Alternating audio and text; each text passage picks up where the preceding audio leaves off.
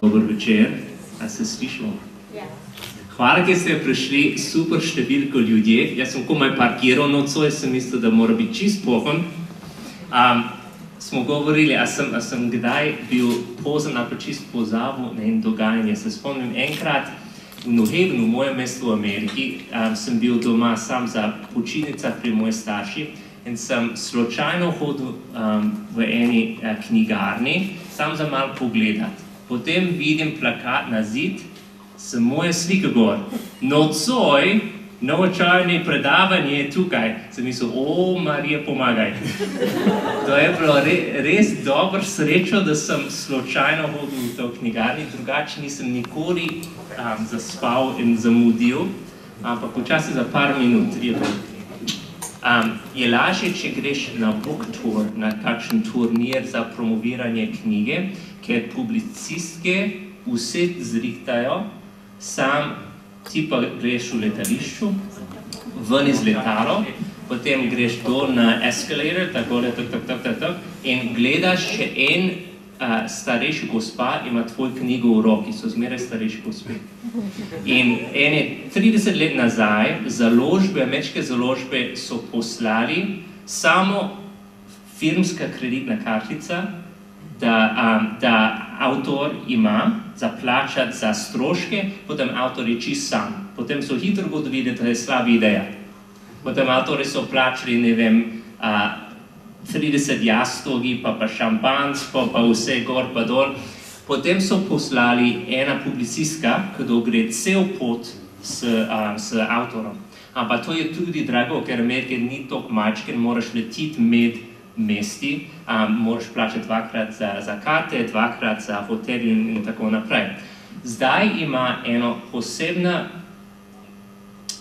kako bi rekel, ena posebna specialiteta, rečejo, kako bi prevedel to, escorts. Escort v angleščini pomeni kot prostitutka, ampak to ni lih ta prava beseda za ta človek. So zmeraj starejše, elegantne gospe, kdo ima full-time delo, ni kot prostitutka, ampak srečajo avtori, kdo so na turnir in poberajo avtori v letališču, potem peljajo okoli za knjižnice, knjigarne, za podpisanje knjig, vse, kar rabijo.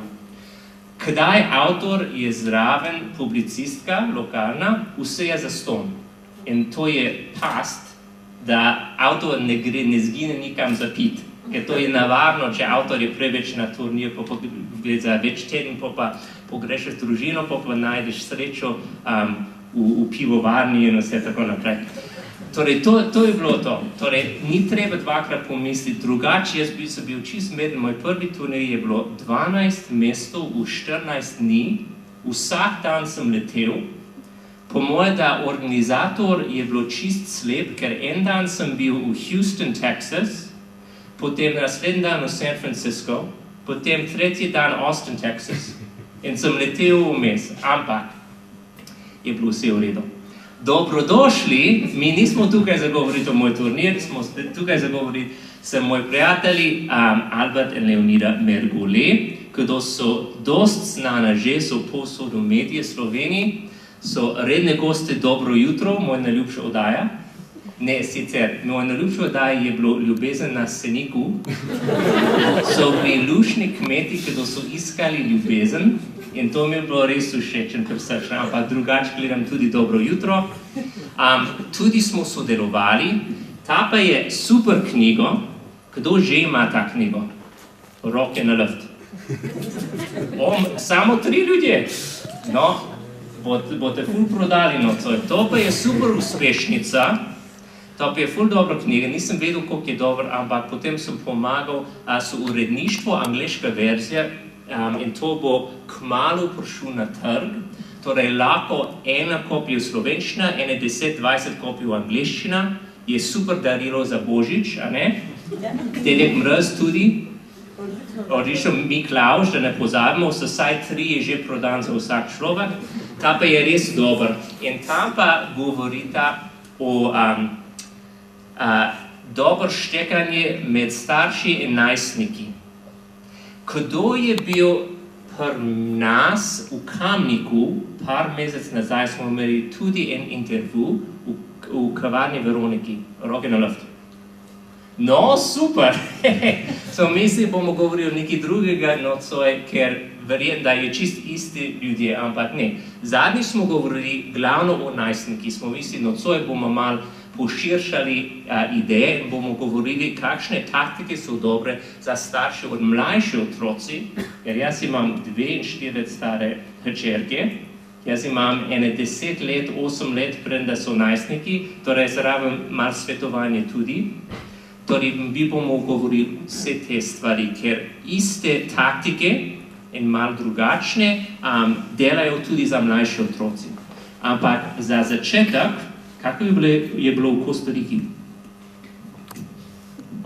To je pa, zdaj si tako vprašal čisto ven iz konteksta. V Kostariki je bilo sanjsko. Tako res. Sicer sem jo jaz pač preživljala po svoje, tako kot imam zmer pač neke svoje fore. Tako da 3 dan sem rekla Albertu, kako je dobro, nič me ne boli. Ko mene zmer kaj boli, zmer, ali zob, ali nekaj me zmer boli. In bolj sem takoj poskrbela in sem čez par ur padla toliko fajn, da sem si razbila kolena. No in pa so me kolena bolela celo Si se počutila boljše, a ne? Ja, sem se počutila, koliko sem navajena, ampak drugače je, pridite v Kostariko, to je za doživeti, za videti, za sprobati, meni je bilo sanjsko. Tam so take...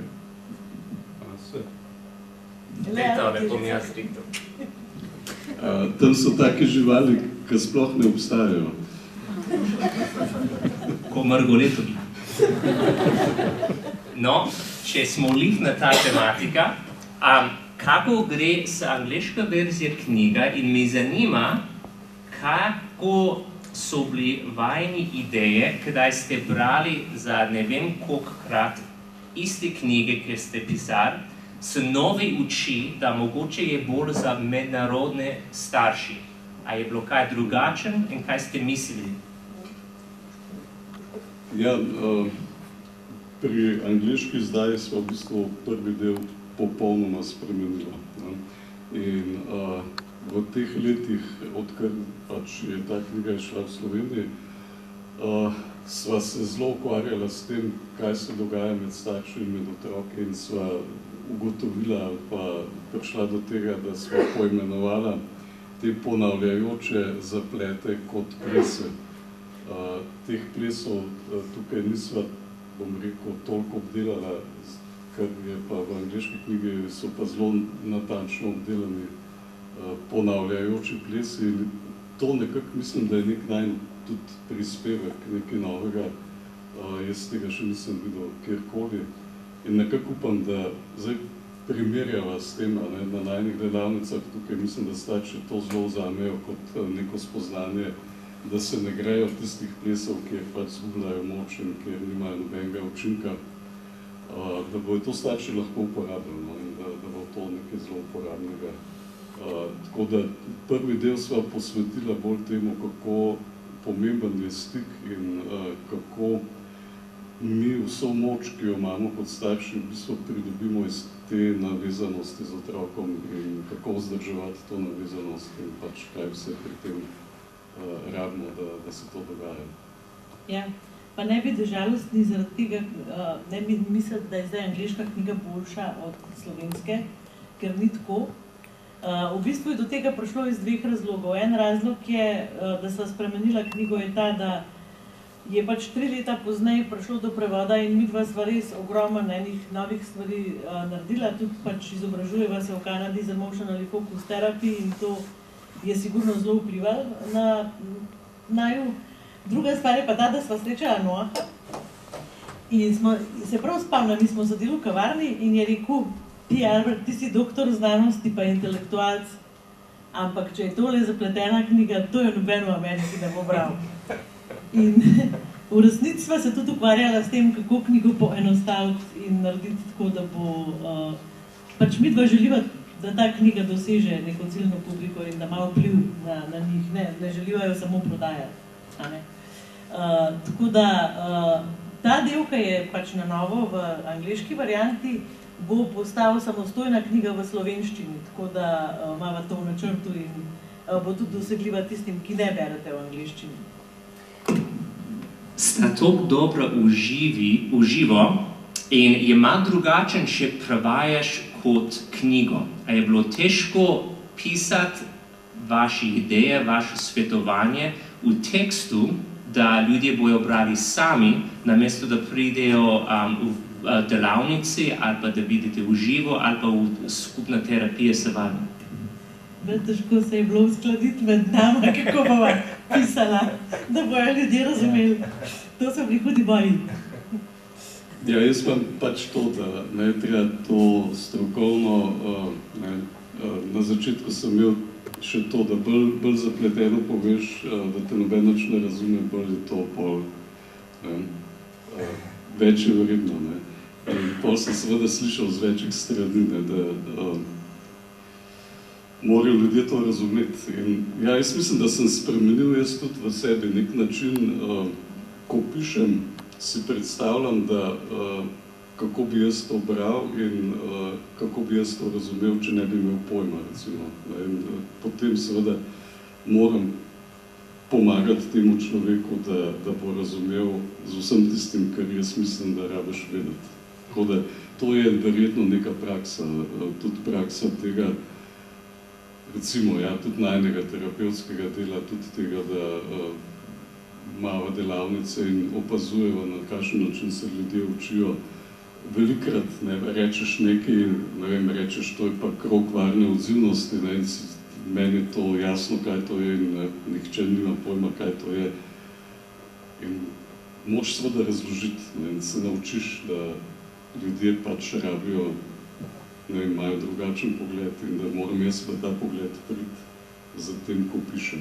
Tudi mislim, da je, ne vem, to, ko slišva pri naših ljudeh, ko reče, a sta vidva imela kamere pri nas doma, to mi je en tak znak, da sva uspela priti v ta, bom rekel, vsakdanji način doživljanja in da je to pač ljudem v pomoč lahko.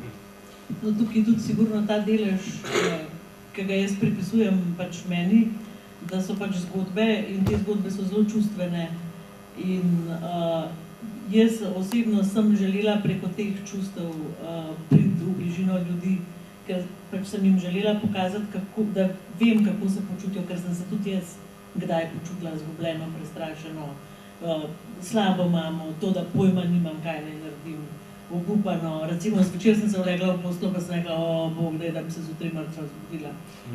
Sam, da ni več tega. Ampak pač se nekako s to knjigo sem želela sporočiti neko upanje, da se splača pač truditi za otroke, ki smo jim bili tako veseli, ki so se rodili. In pa nam ta energija kar začne padati in kar obupamo, samo zato, ker ne pašejo na naš kalup, kakšen bi otrok mogel biti.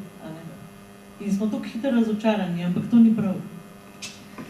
Če je v redu, jaz bom eno kopijo dal, da ljudje lahko malo pogledajo med tem, da klepetamo, da vidijo, kako je zanimivo, kakšen je oblikovanje knjig. In mi je všeč, ker imate scenarij kot za gledališki spektakel s dialogom ali pa trialogom, s več ljudje, kako da vidimo vzorci, potem lahko date komentarje, da ni samo teoretično, ampak je kot da pritisnaš play na kratek video, ampak mi imamo v format dialog. To dialoge so bili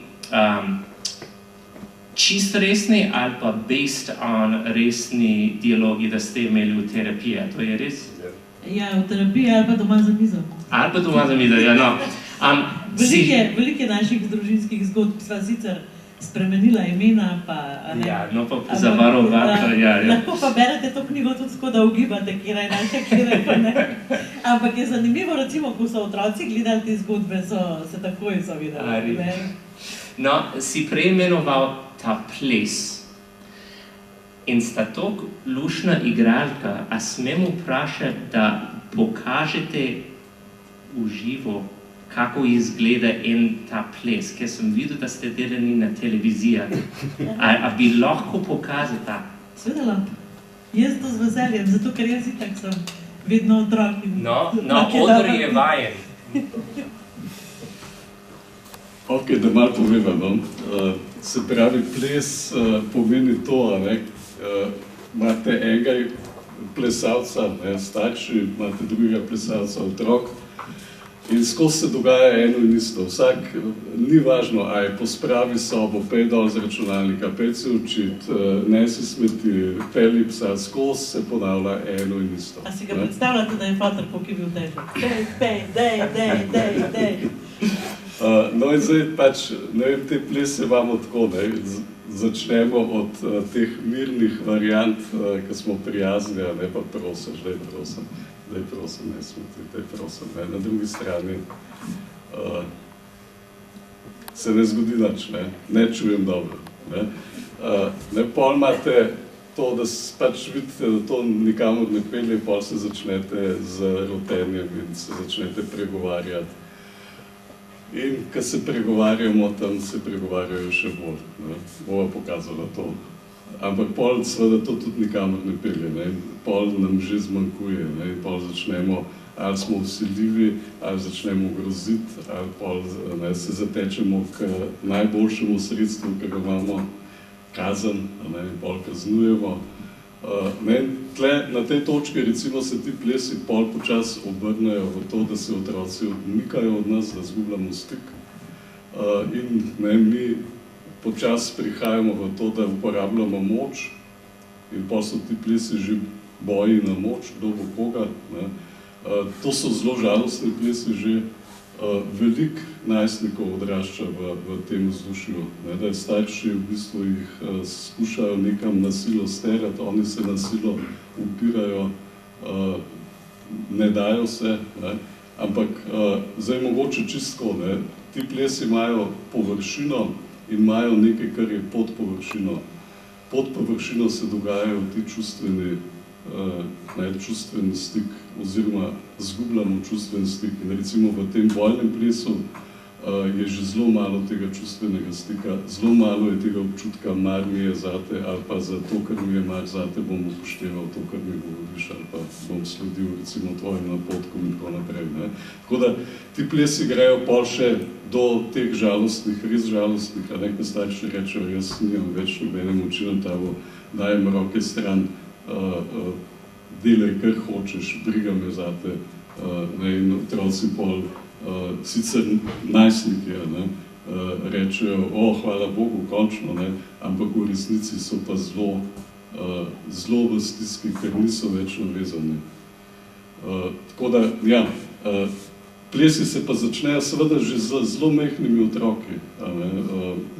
To vladajo že, ko se rodijo, jaz ne vem, kje se to učijo, ampak to pregovarjanje, recimo, daj ne smeti. A jaz? Ja, ti, ja. Kje pa s mene najdi? Ja, glej, spet isto skozi, isto vsak dan se... To imaš otroke in si ne moreš zapomniti. Danes nisem jaz na vrsti. Seveda si na vrsti. Ne, nisem jaz na vrsti. Pa kako si ti... Mislim, pa glej, pa zakaj se skozi pregovarjaš? Pa zdaj ti že dan nazaj, da je 5 nes... Ne, že ti sam niso. Včeraj sem jaz nesla. Kaj si včeraj nesla? Nisem jaz na vrsti danes. Seveda si na vrsti. Poleg tega pa, včeraj si mi obljubil, da bova šla v trgovino po nove čevlje, a ne? A sva šla? Ja, čakaj, glej. Tako, da ti obljubo držiš, tako pa jaz pa tebe poslušam. Čakaj, glej. Včeraj je bila... Starši bi mogli biti za zgled. Poleg tega, ekologija, a veš, kaj je v ekologiji? Zakaj imamo mi to smeti?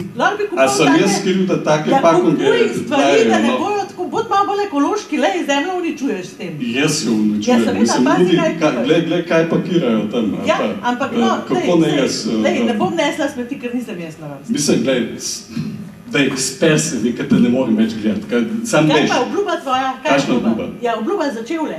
Nove čevlje, nimaš denarja, ali kaj? Zakaj mi pa pol vplivaš? Nimam denarja, včeraj je prišla Alenka, ker sem ji mogel računalnik zrihtati, ker se je sesul in pač bova šla, seveda bova šla. Alenko imaš rajši kot mene. Ja, veš, kaj te bom možgal, sam veš, kaj te bom možgal, pa tele smeti bom vsaj mesel, pa recimo, to znači.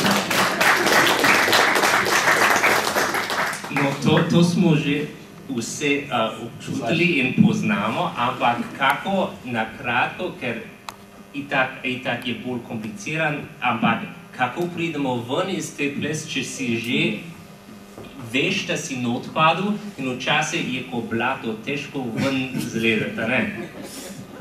Ja, včasih smo z nogo že do kolena in jo vlečemo ven in nam čevelj noter ostane. Zelo na kratko je to tako. Imamo zelo hude težave, a ne, če ste opazili zdaj, kaj sem jaz delala in enako delajo, ni važno, koliko stari otroci, jaz sem šla stran od fokusa. In Albert je na koncu ni več vedel, ni več poln je bil občutkov krivde, da je slaboče, da mi krivico dela, da si ni zapomnil, da nima denarja, da vse sem mu naložila, kjer sem vedela, da je on šibek. In otroci nas zelo dobro poznajo. In nas peljajo ven iz fokusa in rešitev je, da mi vemo, kaj želimo doseči, ko otroku nekaj naročimo. In da mu naročimo samo takrat, ko vemo, da imamo energijo, da si bomo zapomnili to. Drugače je bož, da sami nesete smrti. Že v štartu. Torej, treba izbereti dvoboj. Taktično. Ja, pač nesi smrti in to je to. In ko reče, ne vem, sem jih nesel že včer, pa zakaj jaz? Recimo, če reče, zakaj jaz ne? No, nesi smrti. Zakaj? Ker te imam najrajši. Kje se to najde? Ne, sej, a veste, tle obstaja še pol, to boste rekli, za najstnike to ne velja, to, kar najstnik reče. Zdaj mi spet najedaš, ti me imaš za sužna, jaz te bom prijavil na center za socialno delo, zato ker otrok se ne sme izkoriščati, pa itak sam, da te vidim, jaz ne morem več misliti in zdaj bi se mogel učiti in se ne morem učiti in zdaj sploh ne bom se mogel učiti in jaz kar grem in ne bom nikoli več ne bom nesel smeti. In zapre vrata in zelo putne. To je navadna, bom rekel, bolj običajna zgodba. Skratka, odidejo. In kaj zdaj? No in, a veste, dojenčki jejo na 3 ure, najstniki pa na 2. In se vedno čez 2 ure vrnejo. To samo pomeni, da morate vi z vašega mindseta, z vašega zapisa v možganjih zbrisati to, da je treba smeti nesti ob 5. Ampak, ko pride čez 2 uri, mu rečete, lej, nesi smeti. Najprej boš nesel smeti in jih bo nesel, ker bo videl, da ne boste odnehali. Pač, vsak človek, ko vidi, da nekdo ne odneha, nekako se te usmili, ne? To zdaj sicer zgleda tako, ne? A veste? In, a veste, tle mogoče sam en mali napotek, ne? Ne ocenjevati stila, to nas zdaj, ne? Pač ni smučarija, ampak ocenjujte samo daljavo. Tako da... Pa ravno težje med, bom rekel metaforično, bič in korenček, ali pa bič in Nutella. Mi imamo kaznovanje, če ne delaš nekaj, da želim, in mi imamo dobrote, če delaš, in je kakšen ravno težje, kako veš, kdaj rečeš kaznovanje, če ne bo, ali pa dobrote, če boš? Ja, jaz slišim če tukaj noter, ne? Če boš, pol boš dobil, če ne boš, pol ne boš dobil. Ne? In meni je ta, bom rekel, način že od majhnega otrok to posluša in si ustvarja model medsebojnih odnosov. Ne? Tako da jaz, ko slišim ta če, vidim tukaj od spodaj, da gre za neko pogojevanje in nevarnost. Vsi smo to počeli. To smo vsi počeli, ja. Dokler nisva videla, da sama se pijamo kopljava. Ja, no, ampak čistko, ne, otrok v bistvu dojema ta če, da so medsebojni odnosi pogojevani. In zdaj, če gremo mi, če v tem, to je tudi nek ples, če v tem modelu mi pridemo do pubertete, jaz se spomnim neke zgodbe, ko je nek oče pobral otroku računalnik, pa mislim, vse mu je vzel. Ta otrok je pa, oziroma pubertetnik je pa pol seveda vlomil v njegovo omaro, kjer je imel orožje noter, ne, in je vzel pač en kos orožja, se zaklenil v sobo in je rekel, no, ko boš ti meni vrnil moje stvari, bom pa jaz vrnil tebi tvoje stvari, ne, to, ne, na tak, ne. Ali pa, če mi boste kupili skuterja, pol se bom jaz mogoče učil, zdaj pol bom prebral to domače branje, recimo, ne. Začnejo v bistvu sklepati kupčije in zdaj mogoče vprašanje, ne, kaj namesto kaznovanja, zato ker seveda otroke moramo učiti, da so neke meje, da je nek red in da to, eni starši to slišajo, pol in pa vse poslišajo, ne. Seveda ne. In mi moramo biti avtoriteta, mi moramo otrokom dati vedeti, da se je treba nekemu redu podrediti, če hočeš preživeti, da tudi postanejo odgovorni in tako naprej. Ne. Zdaj tukaj imava midva tudi en model, ki se je kar dobro obnesel, moram reči, no, pa tudi tako staršega... Za katerega nam je žal, da ga nisva imela že prej. Ja, staršega tako nekako z veseljem spremljajo, no. Rečeva mu škatle izbire. Skratka, otroku daš na izbiro, da se potrudi in ima neko ugodnost, ali se pa ne potrudi in nima ugodnosti. Zdaj moram dati nekaj bolj konkretnega, da se te predstavlja to, ne. Skratka, jaz bi rad, da do 5 pospravi izpolnjevalnega stroja in vem, recimo, da zvečer je pa ena nadaljevanka, ker če je ne bo gledal, pol sploh ne bo šel v šolo, ker to je tako pomembno, da ne, to mora gledati. In mu dam na izbiro. Rečem, gled, pospraviš do 5 iz stroja in zvečer gledaš nadaljevanko. Izbira 1. Izbira 2, ne pospraviš iz stroja, ne gledaš. Zdaj, ko prvič to damo otroku, pa če smo imeli prej drugačne načine, seveda izberejo kombinacijo, ki ni bila predvidena. Ne pospravim, pa gledam. Ne. In seveda, ne, ob 8, ne, to bitje sedi pred televizijo, ob 5 seveda ni bilo žive duše. Čvrsto drži daljinco. Ja, čvrsto drži daljinco v svojih rokah. Ne. In gledajte, zdaj tlele je že sam zastavek je pomemben. Reči, če boš pospravil, pol boš lahko gledal, če ne boš smel, je to pogojevanje. Ne? Isto lahko rečemo, ne boš pospravil, pol pa za kazen ne boš gledal, ne? Smo zdrsnili v kaznovalni način, ampak ne? Odziv, ki se izogne temu, je, da mirno pridem ob 8 pred televizor in rečem, si se pa zanimivo odločil, da danes ne boš gledal te nadaljevanke. Ne? In zdaj seveda ta otrok ne reče, jaz seveda prav imaš, to so neke tvoje bitne ideje. Ne? Ampak se začne seveda upirati ali pregovarjati, ali ne vem, kaj se greš, kaj ti ni jasno, ne? Ali se celo spomni pa reče, joj, se res grem zdaj takoj, ne? Ampak, gledajte, tle je zdaj tista naš odziv, ne, ki otroku pokaže, da je on lastnik svoje izbire, da je on lastnik svojih dosežkov, to je odgovornost. Ne. In skratka mu vrnemo nazaj, gledaj, ti si izbral. Mogoče me nisi dobro poslušal, mogoče me nisi resno vzel, ampak gledaj, nič hudega. Danes si izbral, da ne boš gledal, jutri ali pa naslednji ponedeljek boš imel spet možnost, da boš izbral drugače. In potem se bojo, seveda se ne bojo strinjali, bojo protestirali, kakorkoli, ampak gledajte, tle je to. Ne? Ta posledica, ki se zgodi kot v drugi škatli, ne? Tukaj noter je skrivnost moje avtoritete. Skratka, kaj jaz rečem, ne boš pospravil, ne boš gledal, to mora biti slika, ki jo imam jaz, da se bo zgodila. Če imam jaz to, ja, se tam so rekli tako, ajde, probamo, sam pri nas, mi se bomo že za daljinca pulali, pa kje, pa on je večji od mene, kje ga bom jaz spravila, da bo on, ne. Glejte, to ni posledica, ki je prava.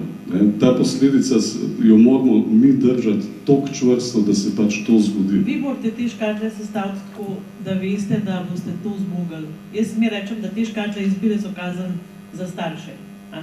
Ker sej ni samo to, da se bojo pulali, pa otroci milo gledajo, pa prosijo. Pa reče, pa sej bom šel zdaj, sem šel zdaj pred mami. Pač sej se nam odtaja srce, ampak ne bi se nam smelo. Zaradi tega, ker izkušnja je tisto, kar nas uči. In preko izkušenj učiti otroka je najlažje, zaradi tega, ker on ve, kako je slabo, če slabo izbere.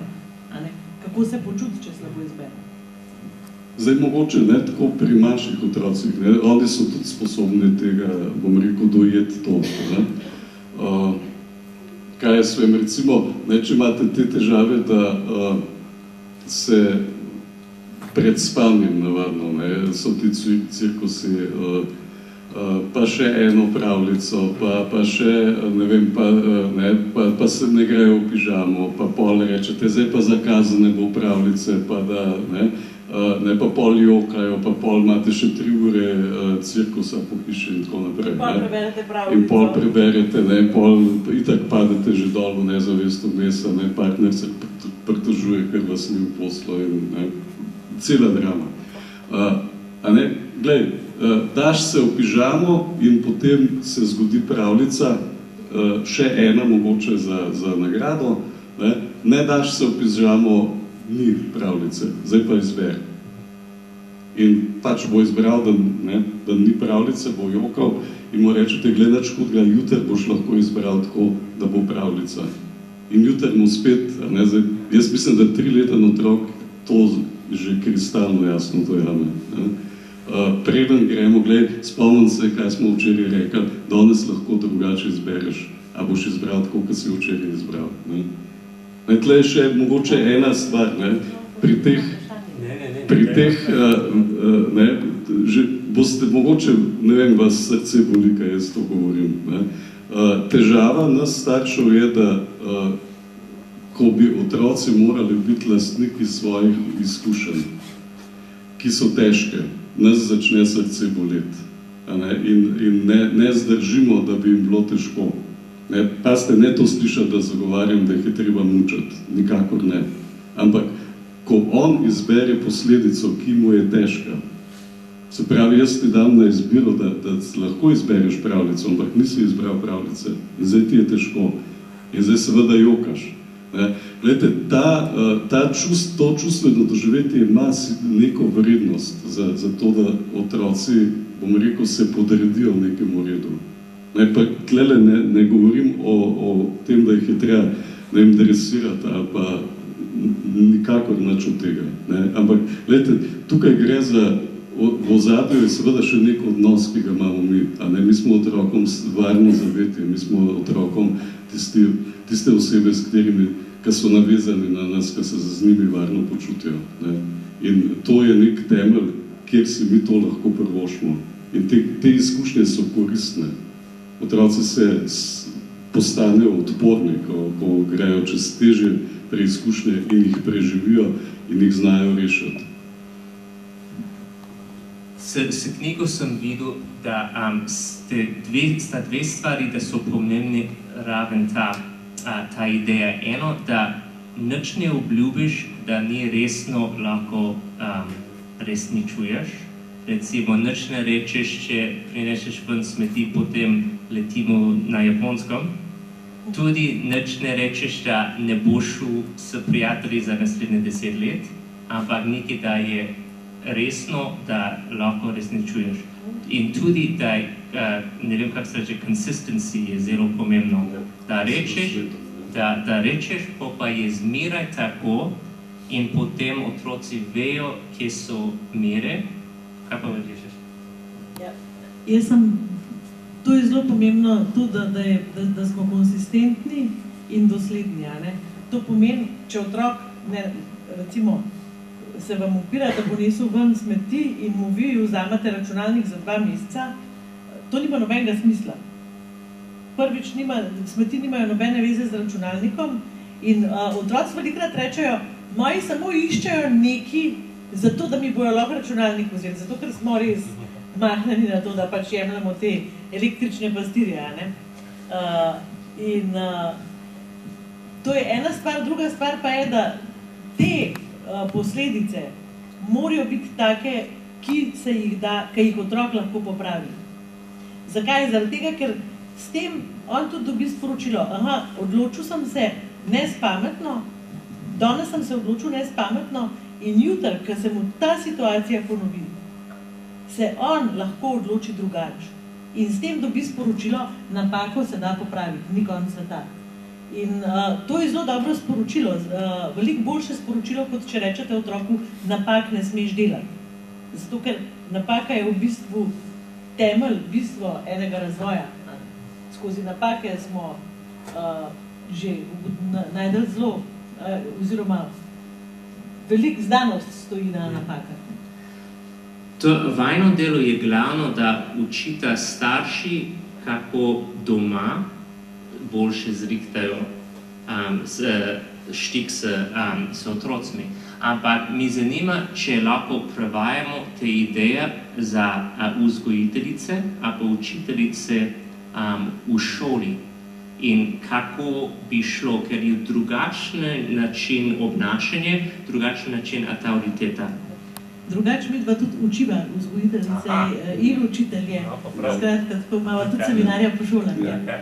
Ampak recimo ta model, ta vez, ki jo imamo starši z otrokom, na tej vezi temelji tudi odnos, ki ga imajo otroci z vzgojiteljicami in z učiteljicami, oziroma učitelji.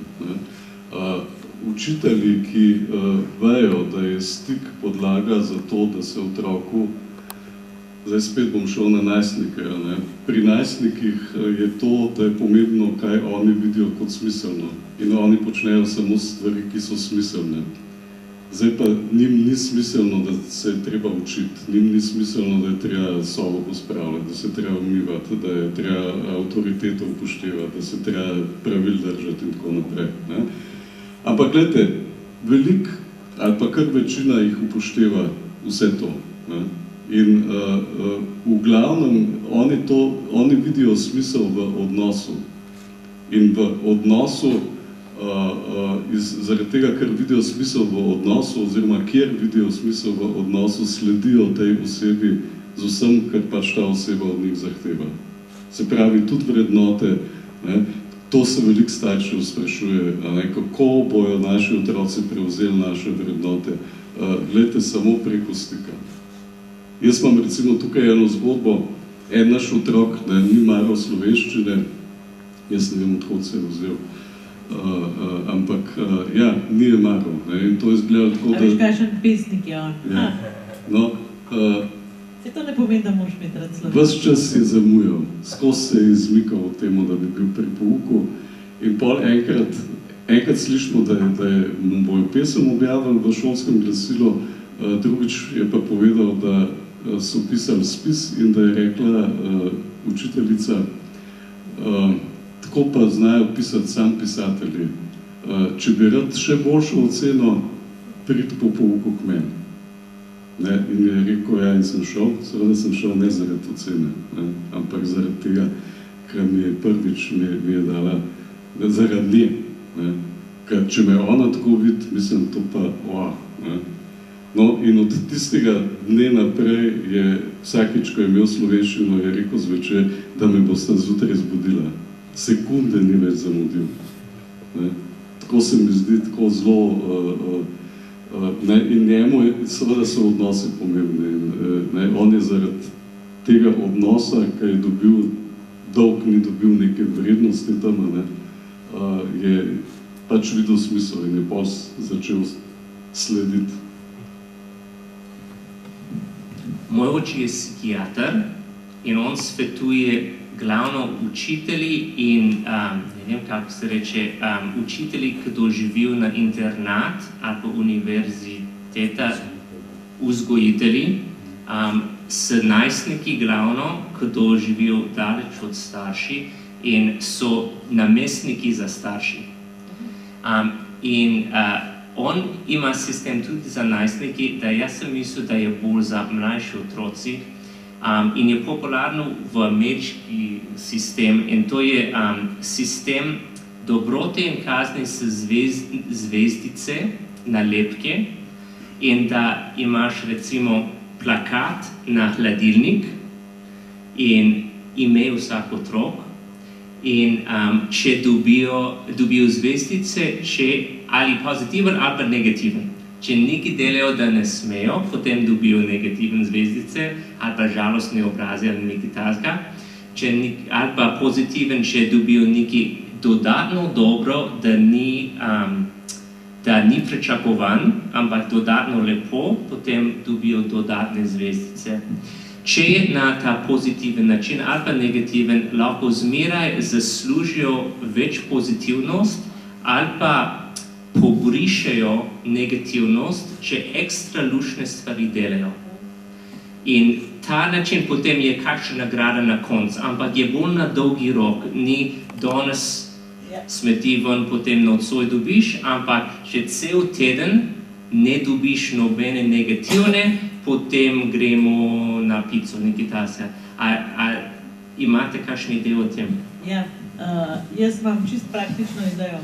Zato, ker se spomnim, ko so bili najni otroci majhni, tistih obupnih trenutkov, ko so bili slabi dnevi in ko sem mislila, da jih bom čez okno pometala in ko nič ni delovalo.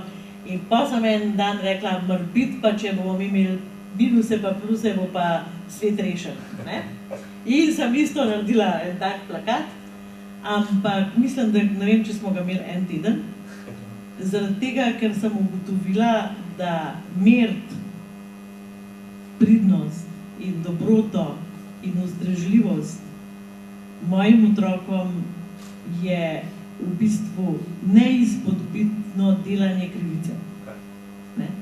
Zaradi tega, ker prvič sem bila jaz tista, ki sem se odločila, kdo bo dobil tisti plusek ali pa minusek. To se pravi, bilo tudi odvisno od tega, kako sem bila jaz razpoložena. Pol je bilo tudi odvisno, koliko milo me je ono bitje malo pogledalo. Pol je bilo tudi, in na koncu sem imela občutek, da s temi znakci dajem vrednost oziroma jim odvzemam vrednost. In jaz sem si bolj rekla, moja odgovornost je, da najdem način, da bom dosegla, da bodo oni spoštovali meje in tudi njihova kvaliteta, da se upirajo in da so vztrajni. Jaz mislim, da se mi preveč trudimo, da bi zbili ven to vztrajnost z naših otrok. A veste, mi zmer vztrajnost gledamo, koliko je otrok sposoben sedeti za zvezkom pa za knjigo. Ampak koliko je on sposoben prosjačati, da 5 minut računalnika izdrži. Pa to je isto. To je isto vztrajnost. In jaz mislim, da moramo kljub vsemu se spraševati v tistem trenutku, ko mi nimamo energije, otrok to pač ima kljub vsemu neko kvaliteto. Tista lastnost ima neko kvaliteto. In jaz sem se zelo bala, da bom ubila to v naših otrokih, če jih bom tako, kot si rekel, dresirala, na pluske pa na minuske. To je moje mnenje, osebno. In jaz sem to pala, da se nisem šla več. Ampak tukaj se vidi točno to, da v bistvu vzgoja ni neka znanost. Težko je, v enem okolju ene stvari delujejo, v nekem drugem okolju ne delujejo. Pri enem otroku en prijem deluje, rečeš, evo, se sta brata, bom še pri tem naredil, ne deluje. In tako da, to je zmerje, a veste, meni je dragoceno slišati različne načine, ki so delovali in jih pol seveda lahko uporabljamo, probavamo. Tako da jaz mislim, da ta sistem v nekem okolju je verjetno zelo uspešen. In jaz imam zmeri to načelo, a veste, tisto, kar deluje, tisto puste na mir. Tisto, kar ne deluje, tam je treba zamenjati. Tako da, kaj jaz vem, tle velikrat slišimo polno nekih pametnih stvari, ali pa si rečemo, joj, koliko jaz nekih napak delam. Glejte, tisto, če vam deluje, je v redu. To je tako, to je tudi moje osebno stališče. Zdaj sem, ko sem Alberta poslušala, sem mogoče še spoznala eno stvar. Če bi mene tako ocenjevali moji starši, jaz imam sestro In pri nama bi to izgledalo tako, ona bi imela same pluske, jaz pa same minuske, zaradi tega, ker jaz delujem tako. Jaz pa, če vidim, da je nekdo boljši, se pa ne potrudim več. Mislim, če ga vidijo drugi, da je boljši, ne da jaz mislim, da. Če jaz mislim, da je boljši, mi je všeč to, in se rada družim z njim in se trudim in tako. Ampak če meni nekdo reče, ti si slabša od tega, si mislim, ok, čau, nimam šans tukaj. In se pač v očeh staršev se ne bi trudila. Kaj pa mere med, kaj in koliko delaš za otrok in koliko pustiš, da otrok dela? Recimo, vzgojiteljici v naš vrtec, pravilno mislim, vidijo, da naše 4-letni stari otroci lahko sam dajo dol in gor čevlje in jakno, počasi nočijo, ampak morajo tam to delati. In da mi moramo vdržati doma, da pustimo, da sam delajo, da ni doma vse je zrihtan, tam pa ni. Pri najstnikih recimo mogoče lahko skuhajo sam kosilo, ampak mi imamo ta navado, da starši kuhajo. Kje pa daš ta mejo, da to lahko sam narediš, sam se ti ne da in moraš odločiti, če boš ali ne, ker jaz bom njihov delati zate, recimo. Ja, to je zelo pomembna tema. Kako otrokom dajemo izkušnje, da so lahko samostojni. In tukaj imamo starši malo težav, zato mi rabimo biti, rečemo, varna odskočna deska, da otrok lahko doživi to izkušnjo. In pol moramo mi biti tudi varno pristanišče, ko otrok to izkušnjo prinese nazaj k nam. To pomeni, da ga sprejmemo ali z dobro ali slabo izkušnjo. In da je, se pravi, otrok se mora z nami varno počutiti. Zdaj spet konkretno, kaj to pomeni. Glejte, če se recimo zamislite eno veščino, ki jo, včasih je bila to veščina, preko katere se je merilo, ali so otroci zreli za v šolo, ali so si znali čevlje sami zavezati. To pomeni izkušnja. Jaz si sam zavežem čevlje, pomeni jaz zmorem nekaj, kar je zapleteno, ampak kar me dela samostojnega. In ta izkušnja je lahko samo moja izkušnja. Zdaj seveda, otrok je postavljen pred neko nalogo, ki je ne obvlada. Naša naloga tega varne odskočne deske je, da mu pomagamo, da osvoji, da mu pokažemo, da ga spodbujamo, da ne obupa, da rečemo, saj ti bo šlo, pa ne. In toliko časa, da otrok pač osvoji. To sta dve, bom rekel, veščine, en bolj preprost vozel, pa en bolj kompliciran vozel. In to delamo v nekem takem igrivem vzdušju. Otrok se nauči in naš odziv je, evo, super, zdaj si pa samostojen, zdaj pa znaš. Ga spodbujamo. Tukaj, a veste, ali pa če recimo otrok se sam nauči voziti s kolesom, ali pa otrok sam shodi, to je izkušnja samostojnosti, ki ne moramo mi namesto njega to narediti. In otrok s tem dobi, čutite, da je to izkušnja, to se ne da dopovedati. To moraš doživeti, to mora biti izkušnja. Kjer gradi to samozavest, to samozaupanje, zmorem, vredno se je potruditi. Če so ovire, jih lahko premagamo. To so, bom rekel, vrednost te izkušnje za otroka. Zdaj pa imate starše, ki čisto realno imate kakšnega takega otroka, ki sem jaz, ima 2 brzine počas, pa še bolj počasa, zjutraj se namudi, on tam tisto žnara s tistimi vezalkami, mislim, kje ga boš gledal. Bom jaz namest tebe, daj, kaj bo to hitreje. A veste, čisto realno. Ampak s tem mi otroku ukrademo možnost, da bi bil lastnik izkušnje in je nima. Ali pa mu kupimo une na ješke, ali pa ne vem, kakšne variante so zdaj, pač se ne ukvarjamo s tem. Otrok nima izkušnje. In ko otrok recimo pride v šolo v naravi, tam se vsi znajo zavezati, ali pa recimo mora sam domov jeti, ali pa se sam znajdeti, je pred nalogo, ki je ne obvlada in je v stiski. Ne znam. Kje je zdaj mami, da mi bo? Ni mami, joj, konc sveta. Ne? To je model. Ne? Tudi enako velja za učenje, za pač, ne? Vse te samostojne veščine, ki jih otrok mora obvladati. Recimo še en odziv, tudi možen, ne, v tej situaciji, da pa otroka precenimo in rečemo, dosti star, ti bi se že mogel znati zavezati čevlje, evo, tlele imaš čevlje, dokler si ne zavežeš, ne greš nikamor. In otrok še ni dosti zrel, ni še dosti zverziran, ne zmore in je pred nalogo, ki mu je pretežka. Rabo bi našo podporo in je ne dobi. Enako, ne, otrok doživi stisko, jaz nisem sposoben, ne, in pol imate te iz mene nič ne bo, se bolj, da se ne lotem, ne, in tako naprej. Jaz sem tukaj drugače mnenja, da premalo pustimo svoje otroke, da delajo sami stvari, da prevečkrat mislimo, da so premajhni in da mislim, da čas, ki ga preživljamo z njimi, je čas, ki jaz recimo mislim, da sem zelo kvalitetno preživljala čas z najnimi otroki, ki so bili majhni, pa mislim, da bi ga lahko še več. In to so vsi tisti trenutki, ki si rečete, bom hitrej in boljš naredila, če bom sama.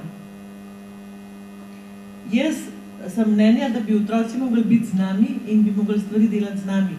In jaz se spomnim slike, ki so najni bili majhni, sem jih posedla za mizo, vsa žlahta se je za glavo držala, zaradi tega, ker so vsi imeli nože v rokah in smo delali zelenjavno juho.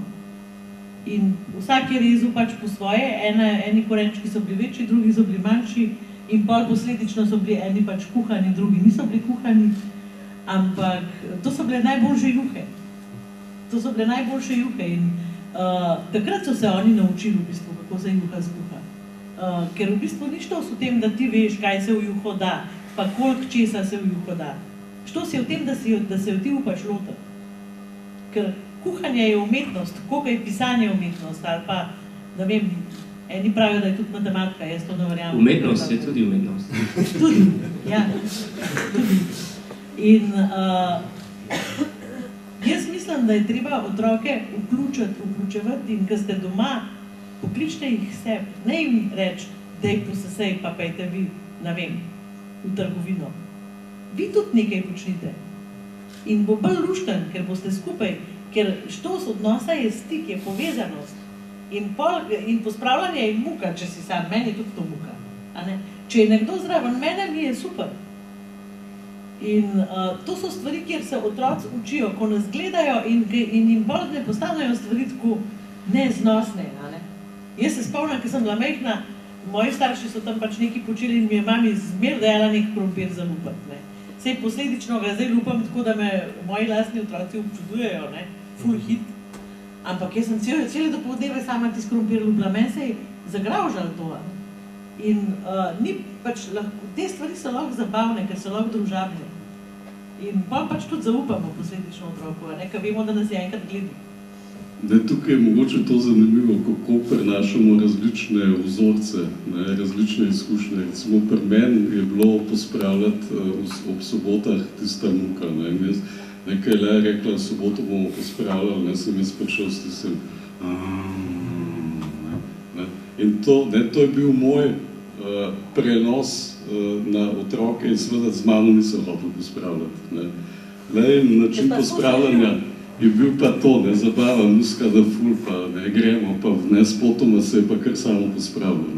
Recimo to je bil, to so tudi razlike, ki jih prinesemo iz primarnih družin in lahko so to novi zapleti v, recimo, tema partnerski odnos in vzgoja, to je nova tema, kako to reševati.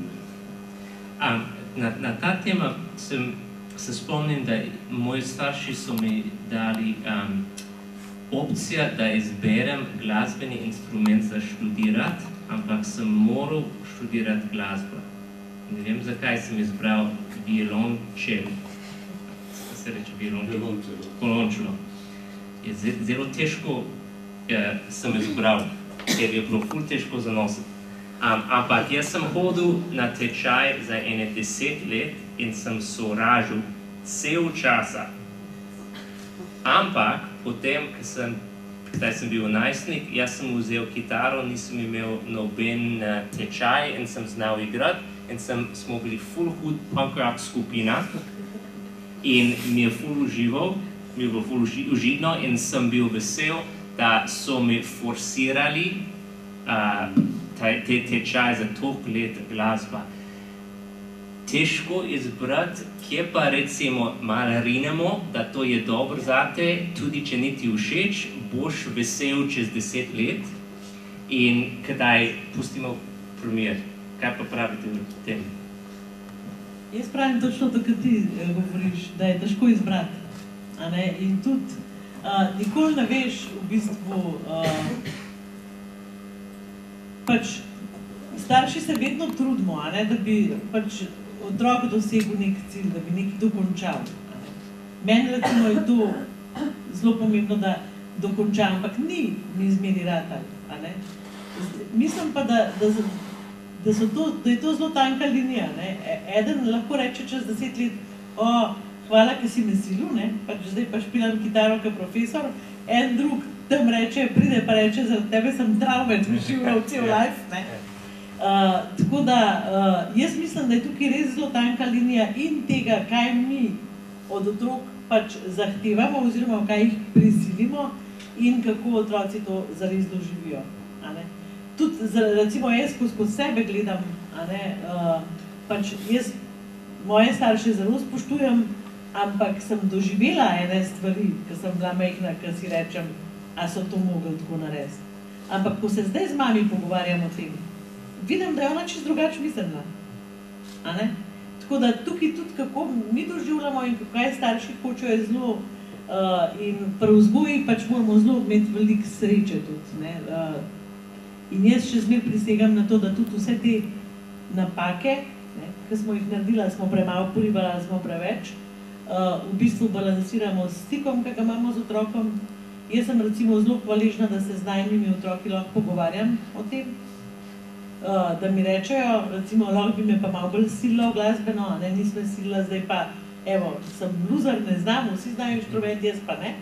In si rečem, pač takrat sem se jaz tako odločila, takrat sem pač videla, tako jaz tako sliko in sem se tako odločila, ali pa sva se z očijem tako odločila in žal mi je, ampak po drugi strani si pa mislim, pa se imaš priliko, vzemi inštrument, pa se ga pojdi učiti.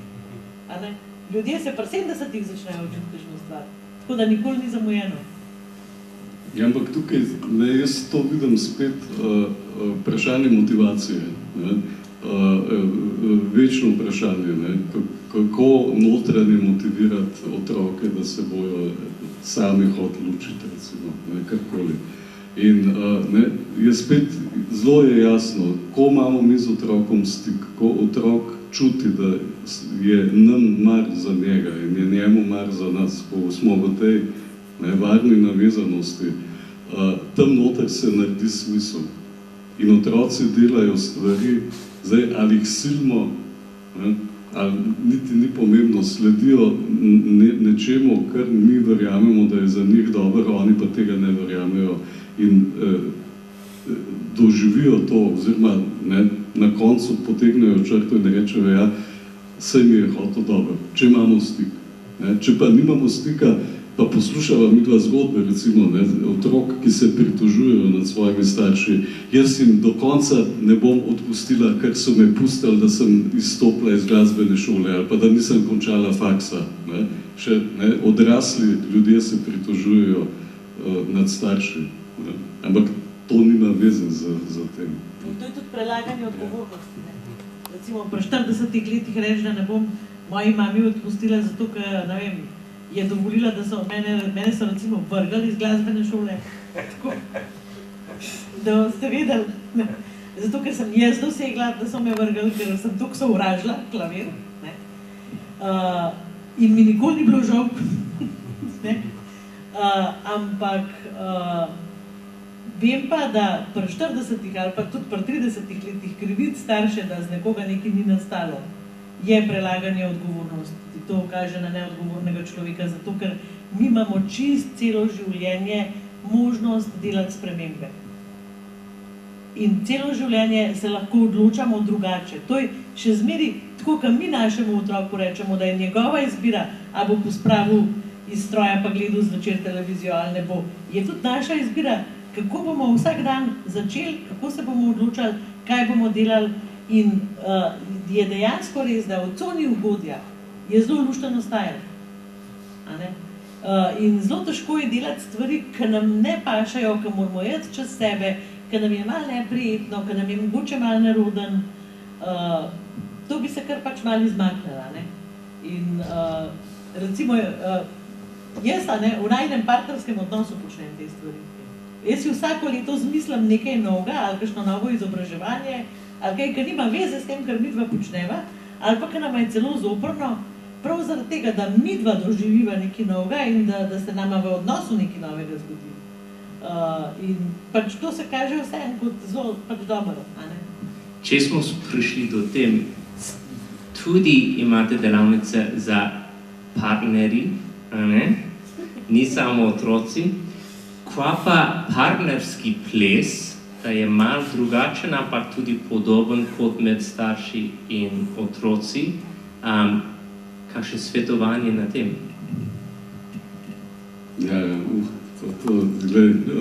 Jaz ne vedel, kdaj imamo mi tole danes. To je dolga zgodba. Zdaj sva bila na Kostariki, vidva na eni delavnici za najin partnerski odnos, ko sva pač rekla, da je čas, da spet nekam greva in sva obiskala eno delavnico tudi pač zaradi najin odnosa, pa ne zato, ker bi bilo kaj narobe. Midva bi tudi zelo rada razbila ta tabu, da je treba, da je nekaj narobe, zato da nek par gre na neko delavnico, ampak preprosto zato, ker se učiva novih stvari in ker nama je pol vedno lepše in ker se razumeva boljše. In seveda šla sva na to delavnico tudi zaradi tega, ker pač učiva in sva pač želiva še boljš učiti. Ja, zdaj ti ples, midva v bistvu ozadje je v čustva usmerjena terapija. Emotionally focus therapy.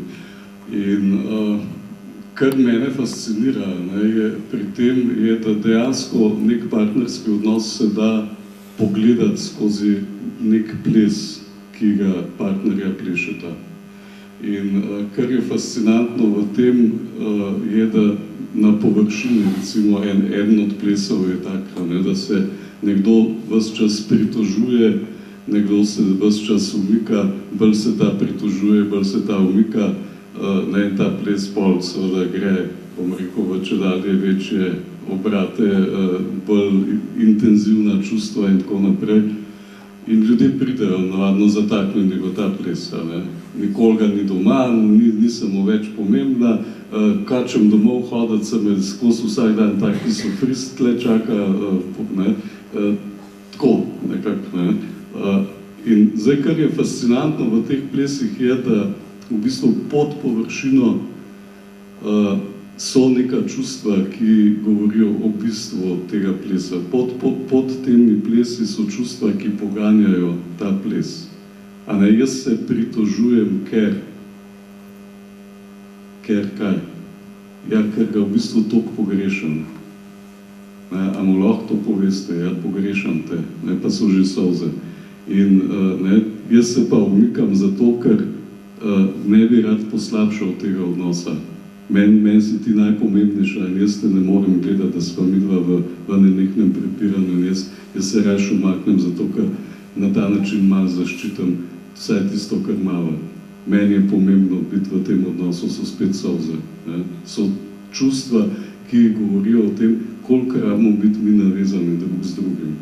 In ko ljudem pomagamo, da pridejo v te registre, ko zapustijo ta, bom rekel, to orožje, s katerimi pač ves čas kličemo, da ti boš ja me slišal, boš me ja razumel, ampak ne znamo v ta čustveni jezik preklopiti. Ko se ljudje srečamo v tem jeziku, to so naše primarne potrebe. Naši možgani rabijo to, da imamo ljudi, na kateri smo navezani. Mi smo v paniki, če nismo navezani. Sploh, če izgubimo ljudi, na kateri smo bili navezani.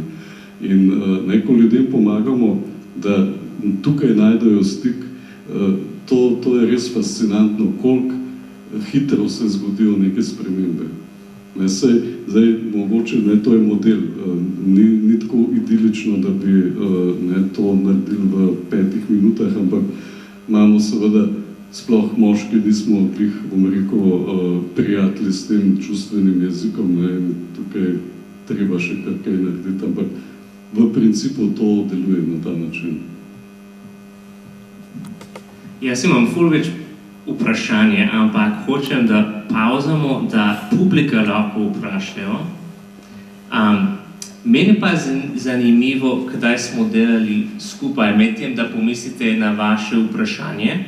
Najmanj 15, drugače ne greste doma. Lahko zbiramo. Ja, točno. Ali vprašate, ali pa ne greste doma. Če govorimo o tem, mi je zanimivo, koliko je pomembno izbor besedilo. Jaz sem bral en študija par let nazaj v New York Timesu, da je dost boljše, če ti rečeš otrok, ti si toliko dober človek, ampak nekaj si naredila, da je poredna, namesto da rečeš, ti si poredna. In da to je zelo subtilno, ampak da je pomembno, da otrok razume, da ti nisi slab človek, ampak nekaj slab si naredil. A je to pomembno tudi v slovenščini, izbor besedila? Jaz sem zelo vesela, da si tole vprašal. Pa bom mogoče še malo zaostrila zadevo, zato ker sem zdajle 14 dni zelo v stiku z enimi 3 zgodbami, pač, ki so zgodbe o ločitvi in tudi zgodbe o tem, kako pač je tisti priden otrok postal najstnik in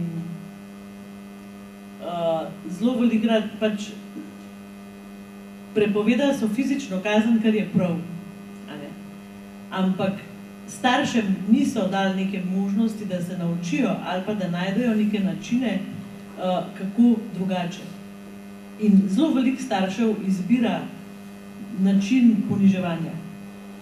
Da recimo rečejo otroku pospravi kuhno in potem pač otrok pospravi kuhno v svojem stilu, ni važno, koliko je star. Tukaj niso pomembna leta, ampak zelo velikrat se zgodi, da pridemo, pa tudi ni važno, pride mama, pride oče v kuhno in je prva stvar, a lahko pogledaš, koliko si šlampast. A ne znaš nobene stvari narediti tako, kot je treba. Če boš takole delal, s tebe ne bo nič. Toliko si nenatančen, še dobro, da sploh znaš priti do šole pa nazaj. Recimo, jaz sem slišala enkrat eno mamo reči svojemu otroku, žal mi je, da sem te rodila. Jaz si želim, da zdaj te besede, ki jih govorim, občutite. Zato, ker to vsi delamo. Tudi jaz sem kdaj rekla mojemu otroku, da z njega nič ne bo, ali pa da je šlampast. Ampak kar bi vam rada povedala je, da je to tihi ubijalec odraslih ljudi. Ti otroci ne morejo pogledati drugih ljudi v oči, ker jih je sram. Ti otroci dobijo občutek, da niso okej in hodijo po svetu s sklonjeno glavo. In zato je pomembno, tudi v slovenščini, tako sem ti hvaležna res, da rečemo, lej, jaz sem vesela, da si pospravil kuhno, a lahko še enkrat pobrišeš pulte. Jaz mogoče tukaj se spomnim enega prijatelja, ki je dal 4-5-letnima tablico in sta se pol seveda krigala za to tablico in je rekel, glej, lahko se igrata, pa se ne krigata, če se ta krigala, bom pač tablico vzel, takole bo to zgledal in jo bom dal na omaro. A vidite, ja, razumete, ja, ok, izvolite. Čez 5 minut seveda sta se skrigala, on vzame tablico in se ta mala takole pred njega postavi, tako je začela parlamentirati. In to mi smo se tako zmenili. Oči, pa ti nisi tako rekel, pa se midva se sploh nisva krigala, pa da imamo tablico nazaj, midva se sama bolj glasno pogovarjava, poleg tega pa si rekel, če se bova dvakrat, On pravi, jaz te toliko občudujem, ti imaš tak strahoten talent za pogajanje, ti boš strašno dobra pogajalka in koliko se znaš ti za sebe postaviti in koliko si vztrajna. Mislim, to je res neverjetno. Sem prav ponosen na te, ampak se veš, kaj sem rekel. Ampak to se mi zdi, a veste, reakcija, ko ločimo osebnost, ločimo neke kvalitete otroka od nekega dejanja, ki je pač postranske vrednosti, ampak seveda ga speljemo. No, imate možnost za vprašati te krasne strokovnjaki, če ne vzamete ta možnost, razumem, ste še smeraj super, ampak kdo bi začel?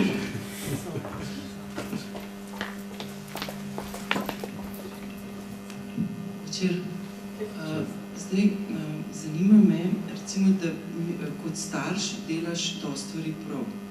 Vidiš pa, da v šoli pa še vedno delajo na ta star način, ne?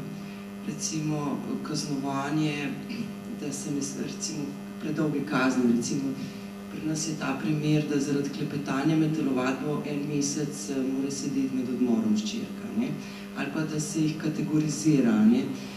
Recimo, ne, da se mu da ime, da zveš, da sem rekel, da je lenuh, da je nesposoben. Ali pa recimo primer, da ko hčerka slabo piše, se učiteljica razjezi na njo, ne? Kakor zdaj sem pa huda na tebe, ker ne pišeš dobro, ne?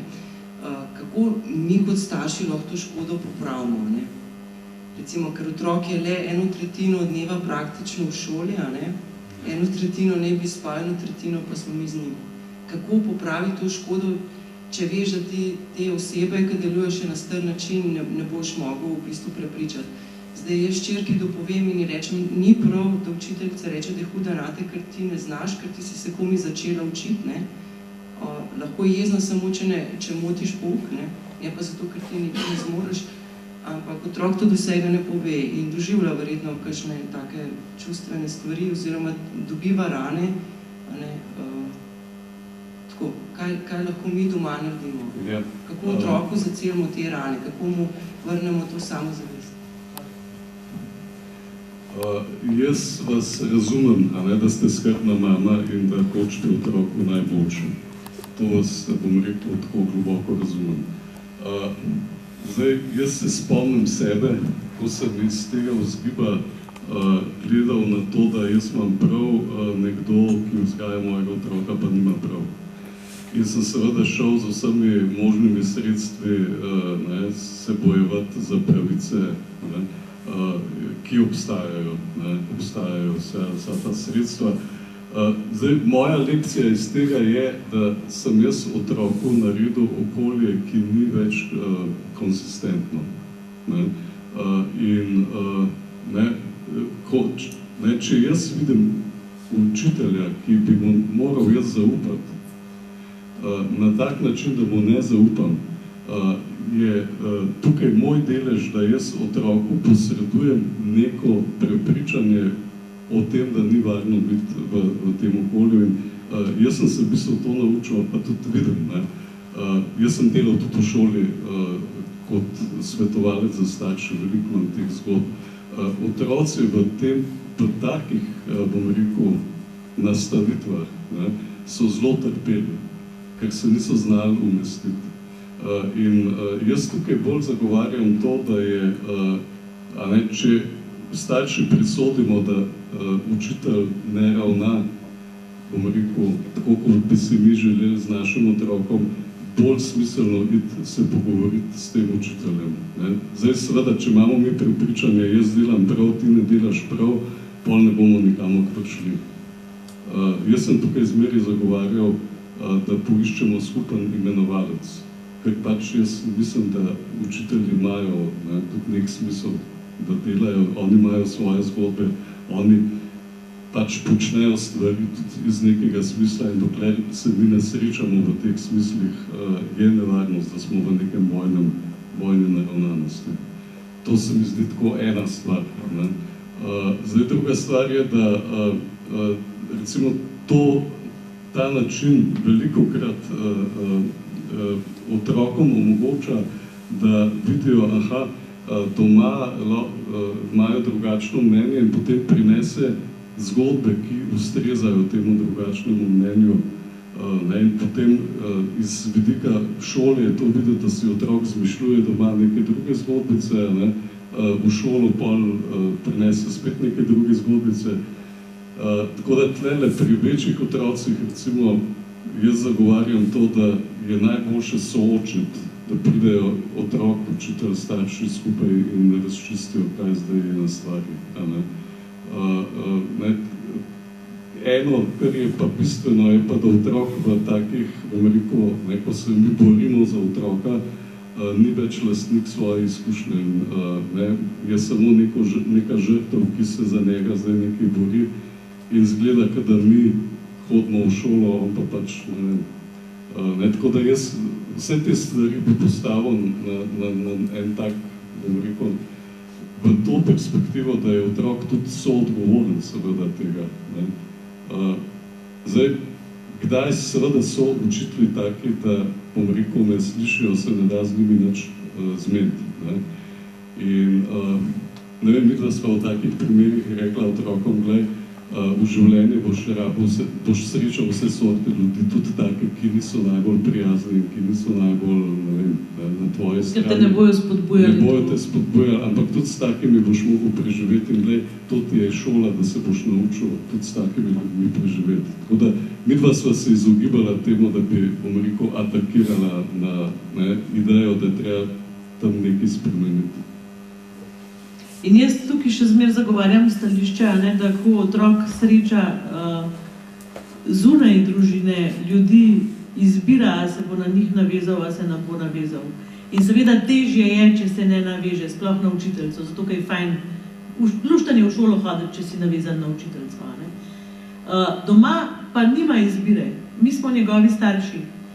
In jaz mislim, da pri gradnji samozavesti mi lahko delamo največjo škodo. Učitelj lahko jo naredi, ampak mislim, da to škodo lahko, to ni čustvena škoda, ki jo otrok ne bi mogel popraviti. Starši pa lahko naredimo čustveno škodo, ki jo otrok ne more popraviti ali pa jo težko popravi. Naslednje vprašanje.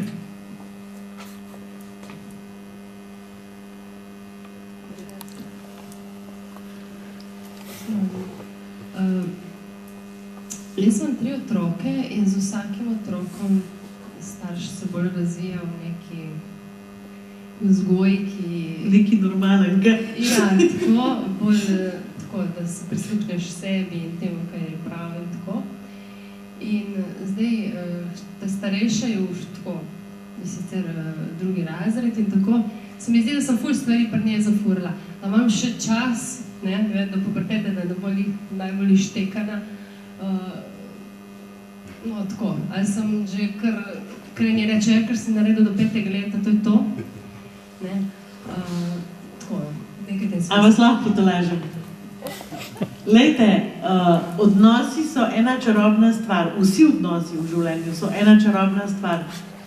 Odnos se vedno da popraviti. In ne brati unih knjig, ki vam piše noter, da tist, ki ste naredili do 2. ali pa do 4. ali pa do 5. leta ste naredili in zdaj konc sveta in najbolj otroka, kar, ne vem, zapakirate pa v Afriko pošljete. Zaradi tega, ker prvič je stvar v tem, da ne popravljamo stvari, ampak da jih delamo drugače, to pomeni, da delamo spremembe. In jaz tudi iz izkušnje vem tudi od najnih otrok, ki nama pripovedujejo, da so otroci, ki vidijo starše, ki se razvijajo in ki so nekaj naredili sebe, zelo srečni otroci in se tudi učijo iz tega. In tudi oni znajo delati spremembe. In to je, bistveno je to, da pač vi ne obstanete na eni točki in ne delate skozi isto. Če pač vidite, da nekaj ne deluje, to spremenite in delate drugače. In sprememba je na začetku težka, pol pa čez nekaj časa dobro dene. Tako da niste nič zamudila. Dokler ste tle, vas čaka še veliko lepega. Ja, jaz meni nisem... Tako, v knjigi je ena zgodba v stiku, to lahko povem, je moja zgodba. Jaz mislim, da sem naredil prav v tem spremembi odnosa glede stika z moškimi otroci, eno tako spremembo, ki mislim, da je moj največji življenjski dosežek. Tako da, in bi lahko rekel, ja, jaz sem dolga leta bil zaprt v sobi, pisal članke, doktorat in tako naprej, in otroci niso imeli nič od mene. In so bili že kar krepko, čez 5 let. Ampak sem uspel narediti spremembo in nekako zdaj pač jaz čutim, da smo povezani. Tako se me ne sramujejo. Mogoče danes nič nismo o tem rekli, ampak bi tukaj, to je v prvem delu knjige in se mi zdi zelo en pomemben del, a ne? Zelo pomembno je, kako mi pridemo opremljeni, ne samo opremljeni z načini, kako vzgajati, ampak kako pridemo čustveno opremljeni v partnerski odnos in potem tudi v starševsko vlogo. In če vi niste imeli stika s svojimi starši, ko ste bili najstniki, in če ne veste, kako se ta stik naredi, če niste imeli človeka, s katerim bi imeli pristen stik, boste verjetno imeli zelo veliko dela, da boste z vašim najstnikom ta stik ohranjali, pa to ne pomeni, da je najstnik čuden ali pa da je z vami kaj narobe. In je pa spet tukaj vaša izbira, ali se boste odločili, da boste na tem delali. Recimo Albert se je odločil, pa je na tem delal in je težko, je povezano tudi s solzami. Ali pa pač pustite, da otrok zraste, pa ne vem, pride na vašo 50 let in zelo tako vprašal, a ne? Sam pač ta vez je drugačna. To, kar čutiš do tega otroka, oziroma kar otrok čuti do tebe, je pač tisti občutek, to je oseba, na katero se jaz lahko naslonim. To je oseba, h kateri jaz lahko pridem, kadar sem v stiski. In pač tudi eni starši pač tega niti nimajo, niti te potrebe, niti tega ne želijo, tako da pač si najdejo druge ljudi pa otroci. Glede naslova, izštekani najstniki pomeni to, da so v tem obdobju otroci delajo vse za to, da bi se nekako izklopili iz odnosa. Prav skozi te nežne plese, tako se začne. In starši, ki štekajo, pomeni, da starši, ki se znajo priklopiti nazaj. Tukaj je sporočilo, mi imamo to moč, da priklopimo ta odnos. Otroci nam dajejo neskončno, dokler smo živi, nam dajejo priložnosti, da to lahko naredimo. In, ne vem, tisti, ki imate še svoje starše žive, verjetno boste iz perspektive otroka potrdili to, čakamo jih ves čas.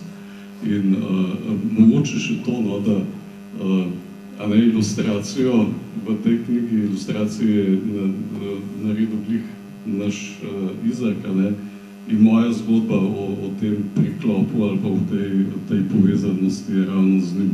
Tako da ima naslovnica. To se ni dalo prevesti v angleščino. Tega nismo uspeli. Mi moramo zaključiti za nocoj, na žalost, ampak ste bili super, dobro ste odločili, da ste prišli nocoj. Res priporočam ta knjigo, moji gosti bojo ostali tukaj, če želite še klepetati ali pa kupiti knjigo, je res dober priročnik. Za moje naslednje dogajanje 11. april tukaj bomo govorili o založništvu v Sloveniji s Miho Kovač in Mitja Čander, pa 19. april moj gost v knjižnici Kamnik bo Marcel Stefančič junior in njegove lase pridejo zraven tudi. Dobrodošli, hvala, ker ste bili super in se vidimo. Lahko noč.